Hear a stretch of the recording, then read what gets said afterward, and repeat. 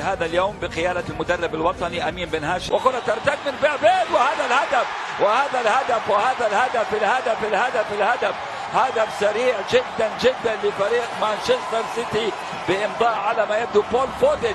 كرة عرضية صد لها المهدي بن عبيد، ولكن طبعا لم يبعدها أي دفاع، وكانت المتابعة الصحيحة ومفيش دقيقتين بداية لم نكن نتوقعها يا أنور. تقريبا أسرع هدف قد يكون خالد هدف فودن في كأس العالم للأندية هذه النسخة، يعني هدف مبكر جدا. نشوفوا العملية، ينطلق دوكو في ظهر المدافع الأيمن موفي، وهذا مفهوم بالنسبة لتشكيلة الوداد. الغيابات ستؤثر على دفاع الفريق. نشوفوا لهنا الكرة تنتقل إلى الجهة، هذه كرة عالية رأسية،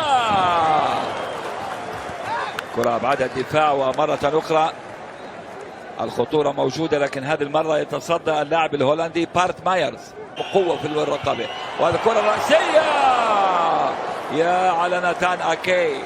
كاد الهولندي ناتان أكي أن يلعبها ويضعها في المرمى، هو وصل للكرة ولعبها. كرة عرضية وكرة عرضية وكرة عرضية، يا خسارة يا خسارة يا خسارة،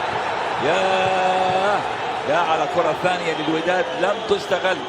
صلح الظهير الدقيقة الثانية، هناك يعني قدرة على الرقابة، قدرة على